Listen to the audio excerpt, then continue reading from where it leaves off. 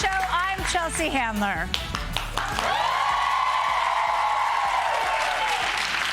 This is where I get to spend a week talking shit about all the whack jobs and hot messes out there, but I do it sitting behind a desk because I'm a professional. There's a lot of exciting news that transpired over the weekend, and I'm also on ecstasy, so let's get this party started.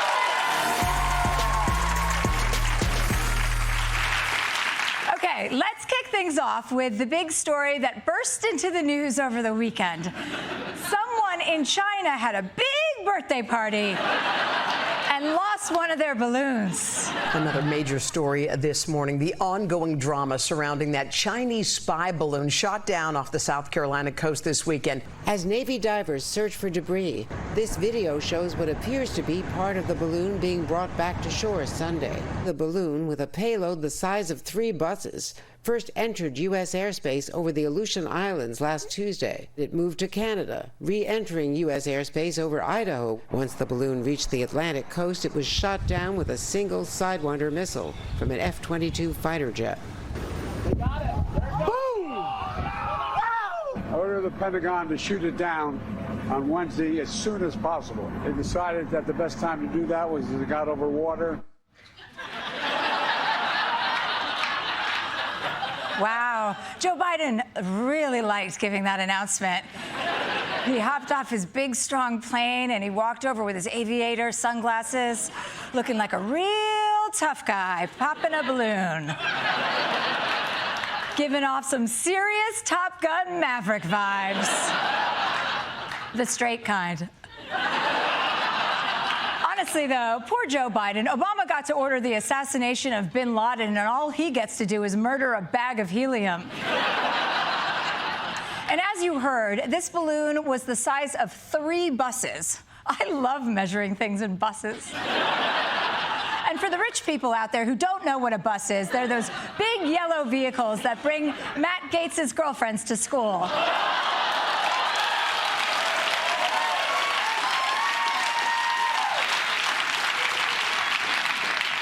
The balloon went over Alaska, and then it went through Canada, and then into U.S. airspace. And by the way, Canada, thanks for the heads up on that. Canada saw the balloon, and they were like, oh, look, one of those Chinese lanterns. And I hope that balloon wasn't spying on Canada, because there is nothing suspicious going on there. Unless you want aerial shots of moose getting each other from behind, you can move on.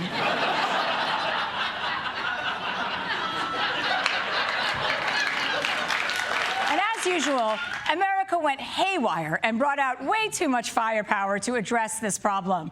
They brought 2 fighter jets and shot a missile through a balloon. Was that really necessary?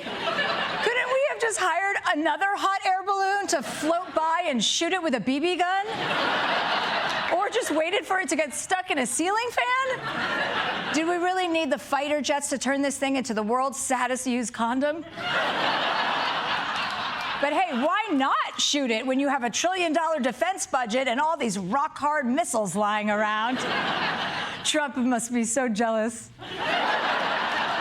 What I don't get is, why does China even need to send this balloon in the first place? They're already spying on us with TikTok. Is it possible that the Chinese spies became the first people ever to get sick of TikTok? Were they like, I swear to God, if I see one more basic bitch make lasagna in a slow cooker?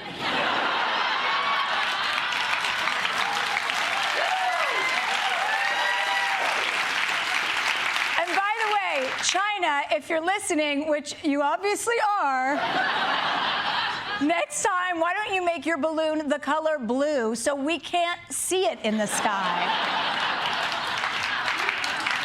Or if you're going to make it white, at least write the moon on it. No one here will know the difference. I certainly won't.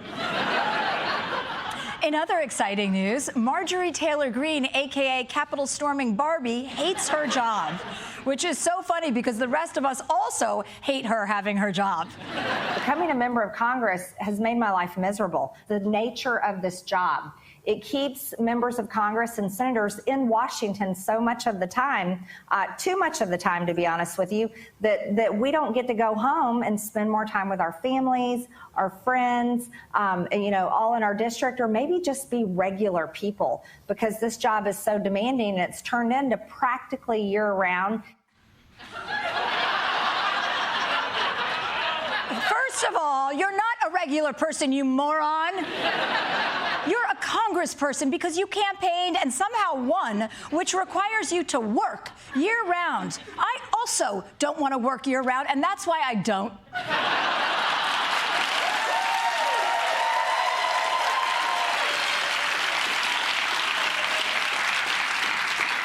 To quote Kim K for a second, get your ass up and work.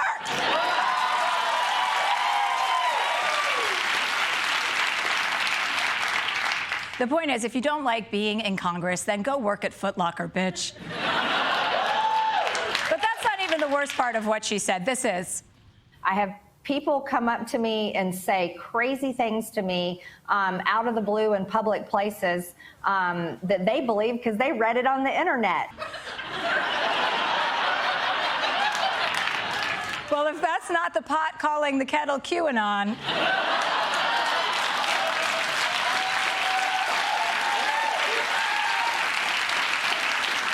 This woman thought 9/11 was a hoax, that the Clintons killed JFK Jr., and that Jews are in charge of space lasers. But please, don't come at her with some crazy ideas. She might believe them. Anyway, moving along. Luckily for MTG, we can't spend the whole entire show talking about her because she has a coworker who is even more unstable. I'm talking about the broke, millionaire, half-black, gay, Jewish volleyball star drag queen, George Santos.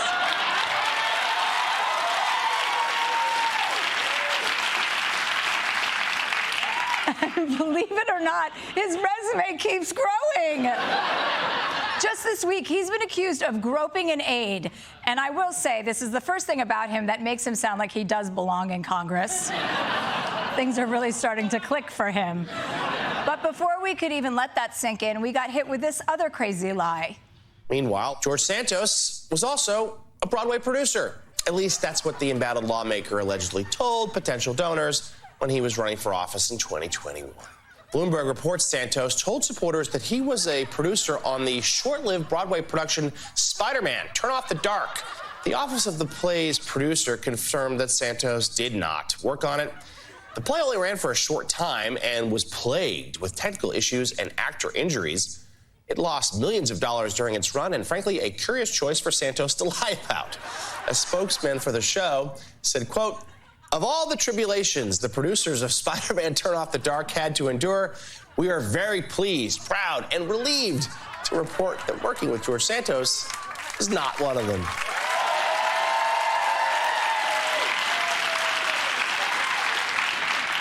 I do not get this dude.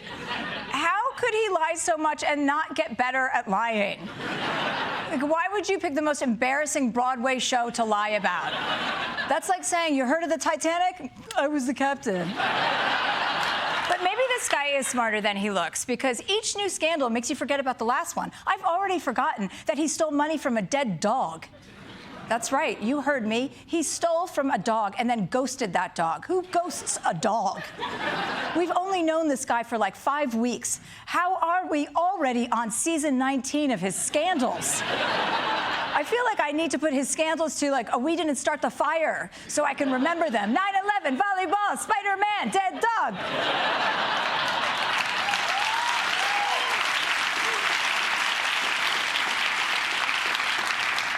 And finally, some good news for all the people who've been waiting for the world to end. This weekend, we almost got there.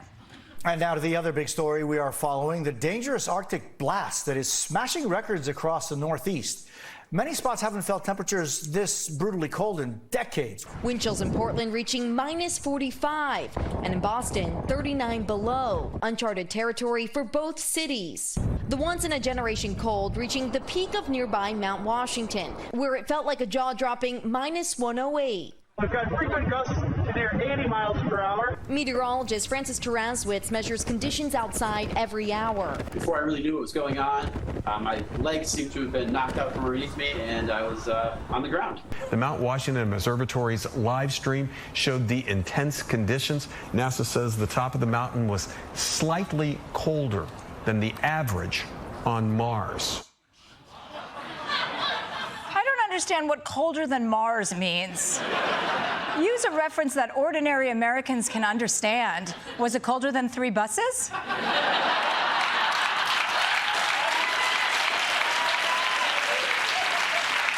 I hope it's not so cold that Elon Musk won't be able to masturbate when he gets there. For more on this extreme weather, let's go live to Mount Washington, where Dulcé Sloan is on location. Oh, no. Absolutely not. I'm in my bed. But you were supposed to report on the record low temperatures in New Hampshire. Listen, white lady, you got the wrong one, okay? You needed me to go to a mountaintop to tell you that negative 108 degrees is cold? You know how I knew it was cold outside? Because the Uber Eats man told me it was cold. And that's all I need to know. Well, how are you supposed to report on the wind if you're in bed? You need to be outside. No, ma'am. I know your tricks, okay? The only reason anybody wants a reporter out in this kind of weather is to watch them fall and laugh at them. Nope. You're not slick. I can't fall down if I'm laying down. Ha! Checkmate.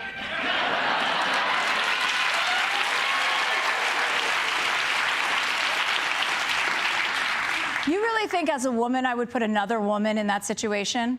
Bitch, I know you. I give you the benefit of the doubt. Next thing I know, I'm falling off a mountain like a frozen Mufasa. If you want to report on a cold, you go outside, blonde lady. I mean, you look like you can handle it. You look like that bitch from Frozen anyway. But I have to be here at the desk. You hear this woman? She says you got to be at the desk. Who are you talking to? None of your business. I'm not at work. But you are at work. Listen. There's too much shit going on outside, okay? Fires, floods, balloon parts falling from the sky like a bad porno. I'm an inside reporter now. Okay, like there's plenty to report on here. It's 71 degrees. I'm watching Scandal on Netflix, and we're seeing a massive pileup of dishes in the sink, which is not my fault. I can't do the dishes. I'm at work. Dulcé, you're putting me in a bad spot here. I was hoping for some or any reporting on Mount Washington. Oh, don't worry. Listen. I'm a professional, okay? Listen, I can get you a report on Mount Washington. I got my sources right here. Let's see. You know, my Uber Eats driver. I sent him there to get the scoop. I will message him now. What's up with that mountain? Is it cold as shit? Oh, he sent me a video. He fell down.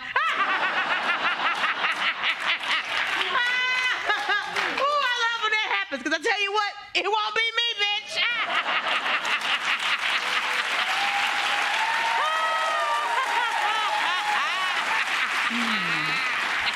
Thanks for nothing, Dulcé. You're welcome. Dulcé Sloan, everybody.